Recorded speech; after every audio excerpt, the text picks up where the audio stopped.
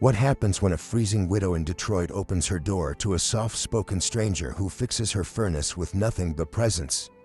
She never saw him again, until the day he was named Pope Leo XIV.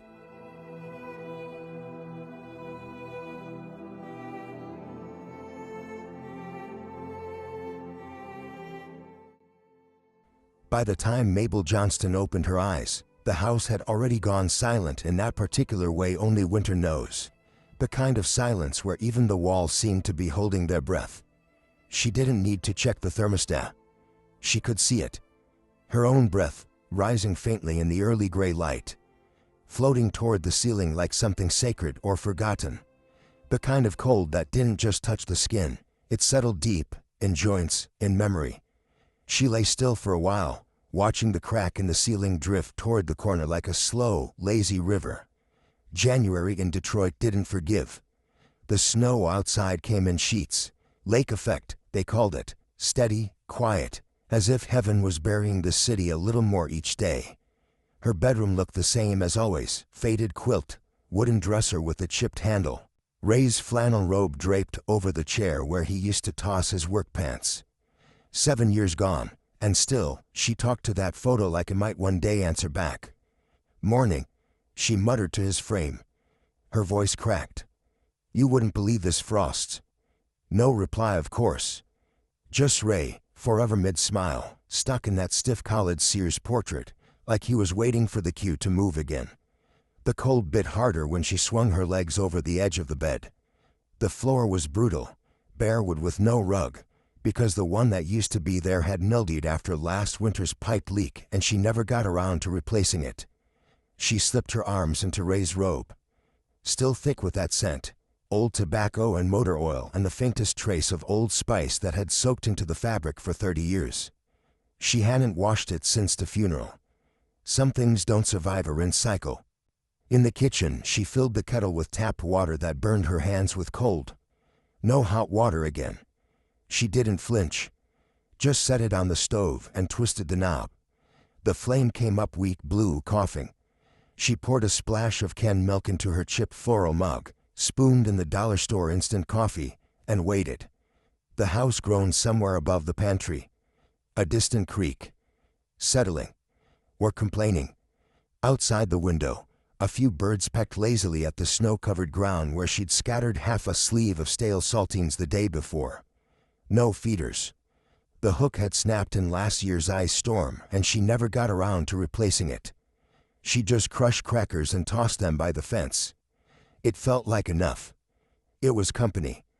The Christian radio station played low from the counter, AM 1240, the one with the voice of some Georgia preacher who always sounded like he was smiling through every verse. Today, it was static between gospel songs. Half a hymn. Half silence. Nothing finished. Mabel tapped the thermostat on the wall. Once. Twice. Nothing. The needle sat at 53. She flipped the switch off, then back on. Still no click. No hum. No old familiar wheeze from the basement that usually meant the furnace was waking up. Just more silence. Of course you'd go out today, she muttered. Not at the thermostat. At the air. At God. At herself. She sat down at the kitchen table with both hands around the lukewarm mug, as if she could will heat into her skin. She didn't shiver. Not out of strength. Just habit. The house had been cold before. That year Ray went to the hospital and never came back. The furnace died 2 days later. Janice had called the repair guy from Arizona and paid for it over the phone. This time, Janice hadn't called in 10 days. Their last talk was short, weather and blood pressure and something about her husband's new job. "You should move down here," she'd said again. "Get out of that house." Always the same line, always with that tone. Tommy hadn't called in 11 months. Last she heard, he was living with a friend in Grand Rapids, working under the table and staying mostly sober. She left a voicemail on Christmas. No reply. She didn't blame him anymore. The guilt had turned soft. Cold, but not sharp. The kettle hissed but didn't whistle. Mabel didn't bother to pour. just leaned forward and pressed her forehead against the heel of her hand. The silence deepened, and the cold crept in a little further. The tea lights on the stove weren't for heat. Mabel knew they wouldn't do a damn thing about the frost crawling in across the floorboards. But she lit them anyway, 3 small candles in mismatched jam jars she'd been saving for years. She set them gently on the back of the stovetop and watched the flames wobble like they didn't want to be there. Even fire, she thought, was getting tired. She leaned her hands over the warmth, close enough to feel the whisper of heat, but far enough not to snuff it out.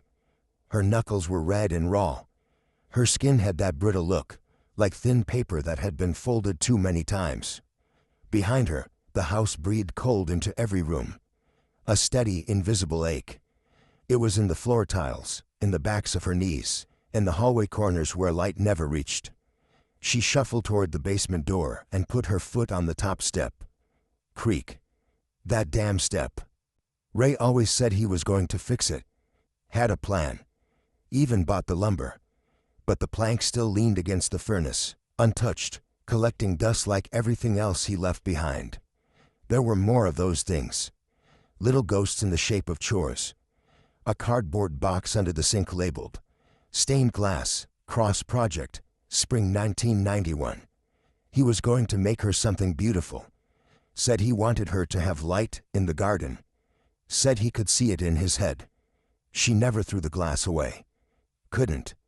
Wouldn't. Out on the porch, there was a stack of old newspapers and a small metal tray with a sun-faded crossword puzzle on top. Half filled. Ink faded but still readable. Ray had started it the summer before the first hospital visit. The last clue he tried was 4-letter word for grace. Left blank. She turned away from the steps and opened the pantry. 2 cans left. One had no label. The other had a dent so deep it looked like it had been stepped on. She took the dented one, turned it in her hand. Split pea. Best Buy, January 2021. Christ, she muttered. It was 2025. She opened it anyway, emptied the green sludge into a pot, added a splash of water from the tap. No salt. She didn't have the taste for it these days. The soup started to steam. Sort of. It let off a thin curl of vapor and then sat there, bubbling in a way that felt reluctant. She stirred it 3 times, then turned off the burner and left the pot where it was. "It'll do," she whispered. But she didn't eat it. Didn't touch the bowl. Just walked to the fridge and stared at the magnet, round, pink, shaped like a pig holding a wrench. A joke gift from Tommy when he was 12. Underneath it, the curled edge of a business card peeked out. Pete's Heat and Home. Furnaces, boilers. We fix it all. She pulled the phone off the hook and dialed the number. Ring. Ring. Ring. Then the click of a dead line. This number is no longer in service. Of course it wasn't. She hung up slowly and stood with the receiver against her chest, listening to the quiet. Not silence. Quiet. The kind that knows things. The kind that waits. Outside, the wind picked up and rattled the kitchen window. Frost spread across the glass in soft white veins, slow, deliberate. Like something alive was crawling inward. She wrapped herself in 2 quilts, Ray's brown wool one, and the blue one her sister gave her during chemo back in '09. She pulled a chair to the front window, the one that faced the street, and sat down like a sentry at the edge of a kingdom long abandoned. The streetlights came on one by one, blinking yellow into the snow. No cars. No neighbors. Just a hollow light and the dark. She watched the frost reach further down the windowpane. It reminded her of fingers. Reaching. Pressing gently against the glass like someone wanted in. Her breath fogged the air in front of her. Her hands trembled, not from fear. Just the cold. And then, very quietly, like someone testing if their voice still worked, she said aloud, "Lord, if you're still listening, maybe send someone who knows what they're doing." No lightning. No organ music. Just the sound of the wind, and the house, and the faint, steady tick of the wall clock behind her. The candles on the stove burned low. And the soup stayed untouched. By late afternoon, The light outside had taken on that dull gray tone that didn't change no matter how long you stared at it, a colorless sky blanketing the neighborhood in a soft, indifferent hush. Snow still fell, but it was no longer coming down with force. It drifted now, slow and shapeless, like it had grown tired and didn't particularly care where it landed. Inside the house, the cold had turned from discomfort to dominance, not just in the air, but in the way the furniture seemed harder, the walls less familiar, the very rhythm of Mabel's movements slower and more reluctant, as if her own body was beginning to surrender to the season. She had tried again that morning to coax the furnace back to life, crouching down on that aching knee, her fingers too stiff to grip the lighter properly, clicking in near the old pilot valve like Ray used to, muttering under her breath, more out of habit than hope. But there was nothing, not even a sputter, just the sound of her joints cracking and the low hum of a house that had decided it was done trying. She had made one more phone call, this time to a number scribbled on the edge of an old electric bill, a name she half remembered from church, someone who used to fix stuff, though she wasn't even sure if he still lived in the city. The line rang twice and then cut out entirely, leaving only silence. Not a mechanical voice. Not even static. Just dead air, like the world on the other end had finally stopped pretending to care. When the knock came, it startled her more than she expected. She had been standing in the middle of the hallway, arms wrapped around herself, staring without purpose at the closed linen closet when it sounded. Not loud, not demanding, just 3 firm knocks, evenly spaced, as if the person outside was sure they were in the right place and didn't need to convince anyone of it. She paused. Not because she was afraid, but because she wasn't used to anyone reaching out to her anymore. Not by phone, not by knock, not by anything that required standing face to face and speaking words into the same shared air. For a few seconds she waited, half thinking it might have been her imagination. But then it came again. 3 knocks. Identical. Certain. She moved toward the door slowly, not from weakness, but from caution shaped by years of seeing people come and go. Her hand brushed the light switch in the entryway, and a dull bulb overhead warmed just enough to show her reflection in the glass. A thin outline, wrapped in a flannel robe that had seen better decades, with hair that had given up on volume, and eyes that still watched sharply, even if everything else about her had gone soft. She opened the door just enough to see. And there, standing in the snow with nothing about him frantic or uncertain, was a man. He looked to be in his 60s, maybe older, with silver-gray hair tucked neatly behind his ears and a long black coat that had gathered snow on the shoulders and sleeves. His hands were bare, not the kind of bare that comes from forgetting gloves, but the kind of bare that suggests he hadn't thought to bring any, or didn't care that he hadn't. The red around his knuckles said the cold had gotten to him, but the calm on his face said it hadn't won. His eyes met hers without hesitation, and when he spoke, his voice came out warm, steady, and low, like someone who had never learned how to raise it. "Good afternoon, ma'am. I'm Father Robert. I was visiting a parish nearby, and someone mentioned a woman here might be having trouble with her heat." For a moment, Mabel didn't reply. Not because she didn't have something to say, but because she was trying to decide if this was real, if this man, who looked like he belonged in an old black and white photograph of a man who used to walk the city blocks in a collar and long coat, had actually appeared on her porch just after she had, for the first time in years, asked out loud for someone, anyone, to come. She squinted. Her voice, when it came, was dry and skeptical and a little sharp, like she was poking him with a stick just to see if he'd flinch. "Someone's been gossiping about the neighborhood widow, huh?" But he didn't flinch. He only smiled, not the kind of smile that tries to disarm you, but the kind that says he's been met with that tone before and understands it has nothing to do with him. "No gossip," he said simply. "Just a good guess." She waited another beat, searching his face for something false, something slick, something that would give her an excuse to shut the door and keep the quiet she'd learned to live with. But there wasn't anything there. The wind tugged at the edge of his coat, and finally, she pulled the door open the rest of the way. "Well," she said, with a sigh that carried more weight than she meant to reveal, "if you came all this way, You might as well come in before your hands turn black and fall off." He nodded, stepped inside without hesitation, and said nothing more. The house met him like it did everyone, with a dull groan in the floorboards and an air so still it felt like it had given up breathing. The kettle on the stove had started its soft whine, that early stage before a whistle, like it was trying to remember a tune. Mabel gestured down the hall with her chin. "Furnace is in the basement. Third step creaks. Watch your knees." He offered a quiet, "Thank you," and headed that way without another word.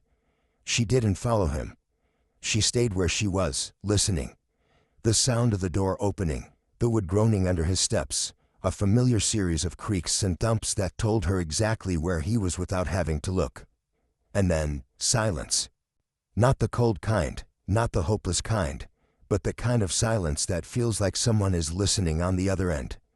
Like something is being acknowledged, not fixed. 10 seconds passed. Then 20. And then, without drama or noise or permission, came the sound. The click. The whir. The low mechanical hum that had once filled this house so many times before. The sound of life moving again through the old metal veins in the floor. Warm air followed seconds later, and she felt it rise around her ankles and crawl up the sides of her legs like it had been waiting to be allowed back in. She couldn't move. She stood there in the same hallway, in the same robe, in the same socks, and tried to make sense of what had just happened. When Father Robert came back up the stairs, he didn't look proud. He didn't look smug.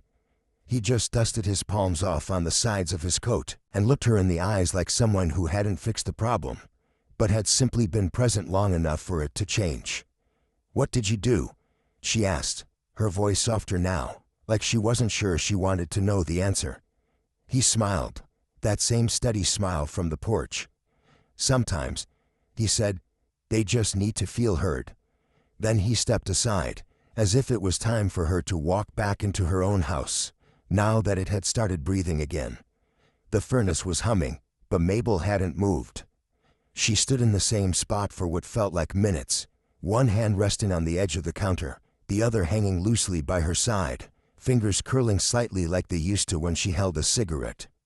She hadn't smoked in 20 years, but the muscle memory lingered, like so many things in this house. She stared at the man standing in her kitchen, not suspiciously, not even curiously, just trying to figure out what she was supposed to feel. Father Robert didn't say anything. He just looked around slowly, like he already knew this place. Like he recognized the stack of unopened mail next to the fruit bowl, or the chipped edge of the linoleum where Ray had dropped the toaster and swore up and down he'd fix it. Finally, Mabel blinked and turned her back to him. She reached for the kettle, poured water into 2 mugs, one with faded green stripes, the other blank white with a tiny crack near the handle.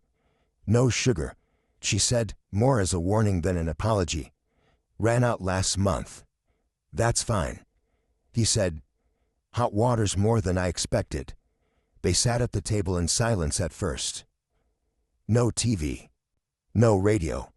Just the soft tick of the plastic clock on the far wall, and the creak of the heating vent kicking back into life. Mabel sipped, then set the cup down, and stared at her own hands. Liver spotted, joints a little swollen, the knuckles sharp and tired. She remembered when those same hands used to braid Janice's hair before church. Now she mostly used them to open cans and change the radio station.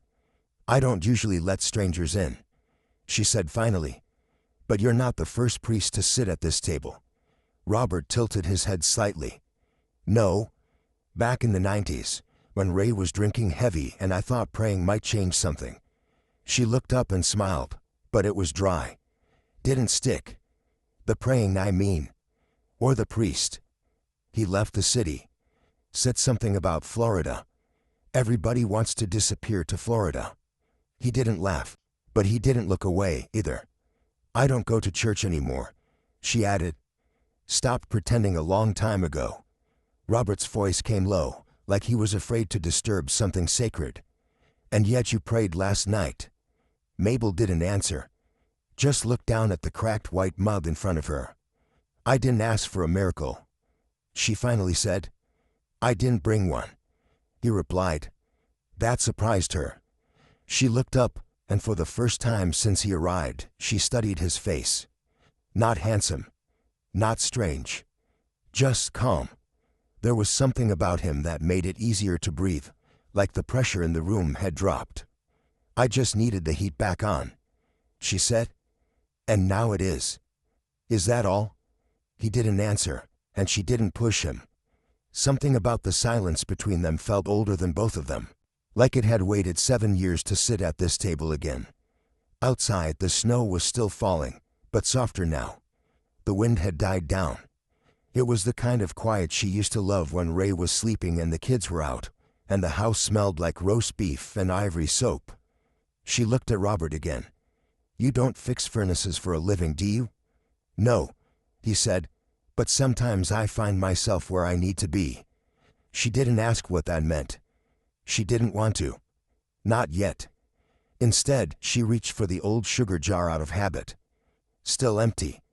He watched her movements, then spoke, not with judgment, but something deeper. "You seem like someone who remembers things well." Mabel nodded. "Too well sometimes." She didn't tell him about the unfinished garden cross, or the crossword puzzle, or the fact that she still had Ray's A coin on her dresser. She didn't need to. Somehow, she felt like he already knew. And still, he stayed. The tea had gone cold, but she didn't move. Neither did he. And for the first time in a long, long time, Mabel didn't feel like she had to fill the silence. The furnace kept working after that. No rattles, no sudden stops, no unexplained noises in the middle of the night. Just warmth, steady and soft, like someone had finally remembered to take care of her after all this time.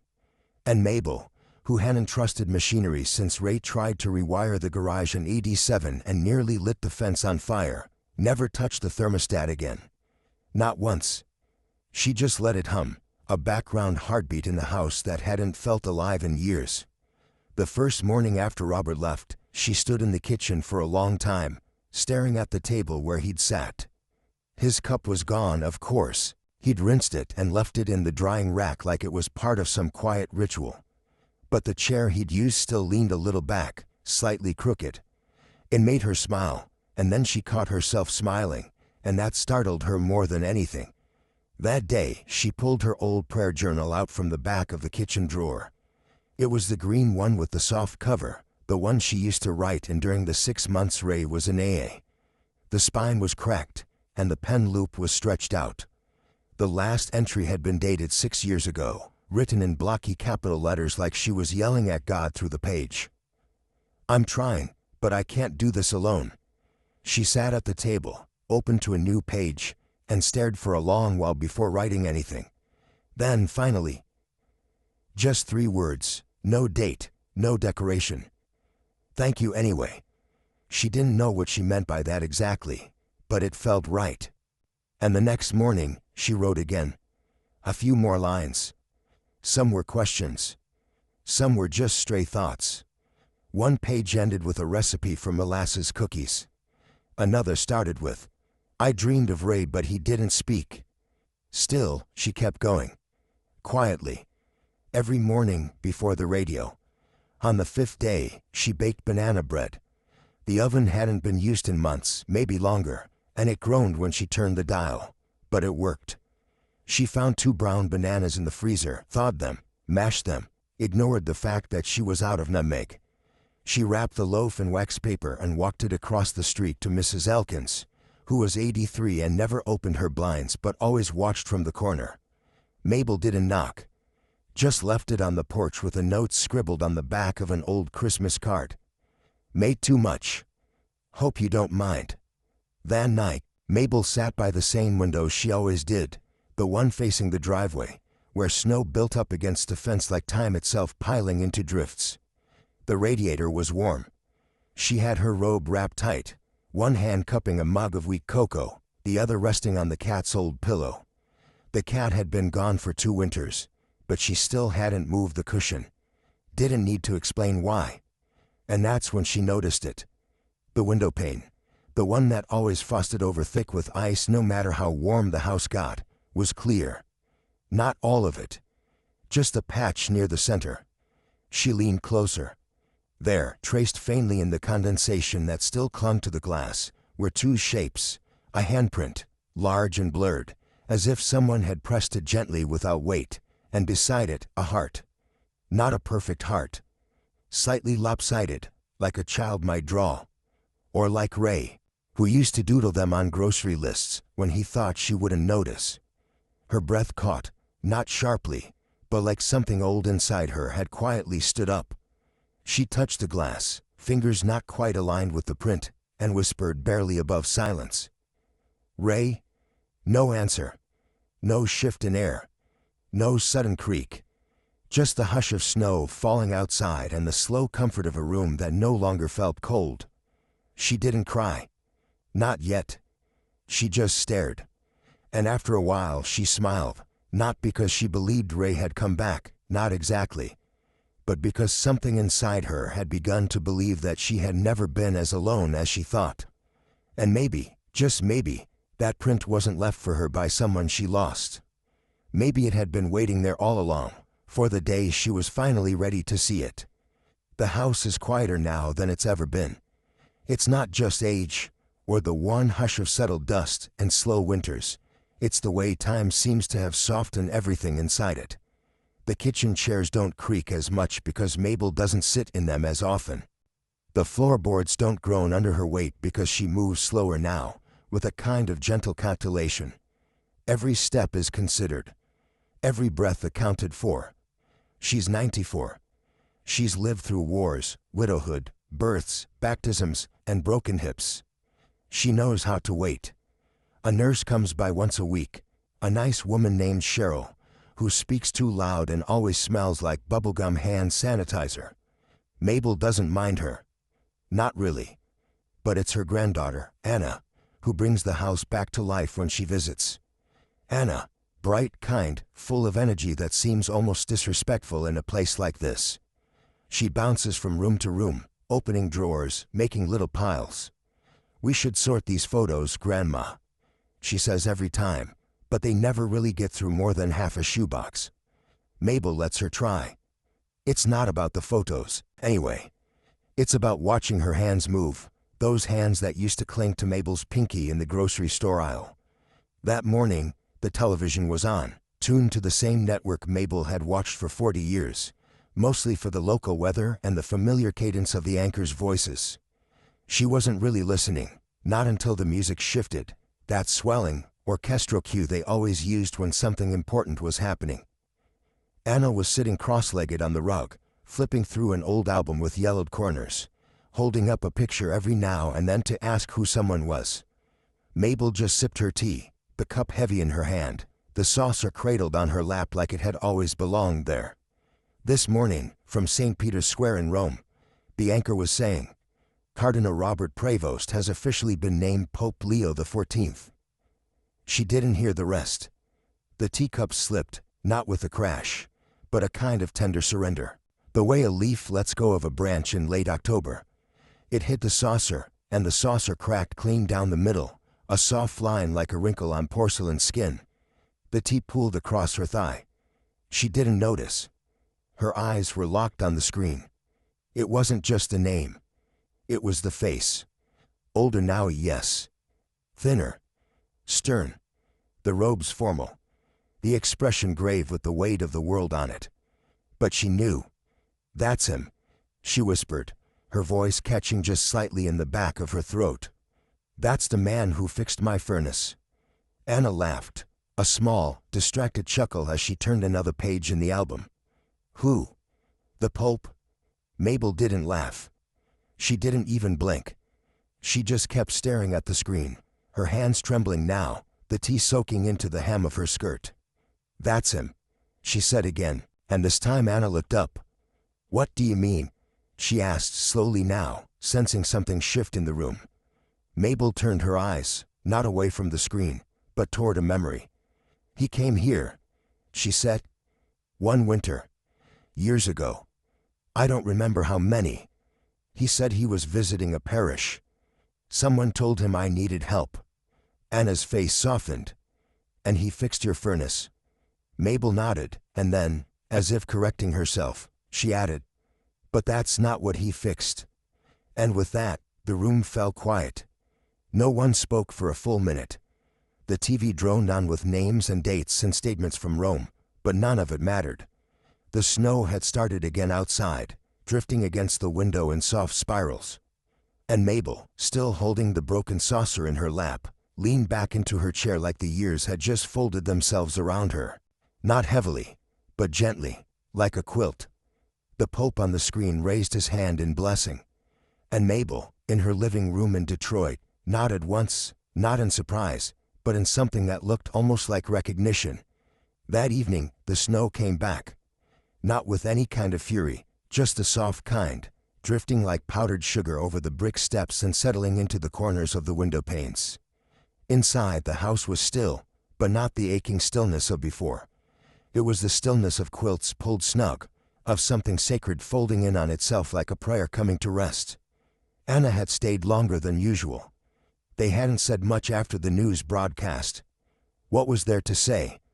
Mabel had stared at the television as if it were a stained glass window. Anna had simply watched her, as if trying to memorize the moment in case it meant something more later on. Now Mabel sat propped up in bed, two pillows behind her, hands resting gently on her lap. The cup of tea had gone lukewarm, but she didn't mind. The nurse had been by earlier that week, and everything was in order. Blood pressure, medication, all the little numbers that still tried to define whether a body had more life left in it. But tonight wasn't about numbers. It was about the way her chest felt calm. Heavy, but not in a bad way. Like something full that had finally stopped spilling over. Anna came in quietly, folding a towel from the laundry basket as if to give her hands something to do. Then she sat down on the edge of the bed, brushing her thumb along the quilt like she used to when she was little. "Grandma," she said barely above a whisper. "What did he really fix?" Mabel didn't look up right away. She stared past Anna, toward the dark window, where the faint outline of the bird feeder swung gently in the wind. Then, with a soft inhale, she turned her eyes back to her granddaughter and offered the kind of smile that felt more like an exhale. "It wasn't the furnace that was broken, sweetheart," she said, voice low and warm. "It was me." She paused, running one hand gently across the patch of the quilt where Ray's name had been stitched years ago. That old house just needed someone kind to sit inside it again. She added, "That's when the heat came back." Anna didn't press further. She just reached for her hand and held it, thumb moving in slow circles. They sat like that until the old lamp flickered once, then dimmed. Outside, the snow kept falling, quiet, steady, like a blessing that didn't need to be explained. On the kitchen shelf, near the window, the little teacup sat in its usual place. This time it held only a single wooden match and a tiny dried flower, forget-me-not blue, delicate as breath. No note, no name, just the memory of warmth. And that was enough.